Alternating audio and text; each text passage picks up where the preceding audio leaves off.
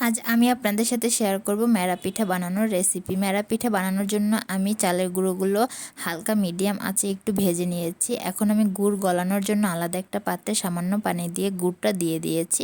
Medium আঁচে রাখলে কিছু সময় পরে দেখবেন গুড়টা গলে গেছে। এখন এটার মধ্যে আমি নারকেল কোড়া ব্যবহার করব। নারকেল কোড়াগুলো দিয়ে দিচ্ছি, সাথে কিন্তু সামান্য লবণও আমি ব্যবহার করেছিলাম। তো এখন এগুলো ভালো করে নেড়েচেড়ে একটু সিদ্ধ করে নেব। যখন একটু সিদ্ধ হয়ে গুড়টা গলে ঘন হয়ে আসবে তখন চালের গুঁড়োটা দিয়ে দিব। চালের গুঁড়োটা দেওয়ার পরে আমি ঢাকনা দিয়ে ঢেকে রাখবো 10 মিনিট, যেন ভালো করে চালের গুঁড়োটা সিদ্ধ হয়।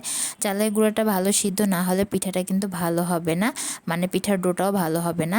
তো পিঠার ডোটা এখন আমি ভালো করে মতে নিচ্ছি। মতে নেওয়ার পরে আমি পিঠাগুলো বানিয়ে নিচ্ছি।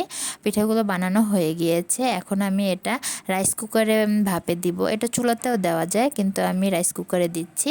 পানিটা আগেই বসিয়েছিলাম, পানিটা কিন্তু ফুটে গেছে। এটার সাথে এখন আমি উপরে ছাঁকনি ব্যবহার করব। এই ছাঁকনিটা কিন্তু রাইস কুকারের সাথেই পাওয়া যায়। এটা দিয়ে এটার উপরে আমি পিঠাগুলো এক এক করে সব দিয়ে দিব।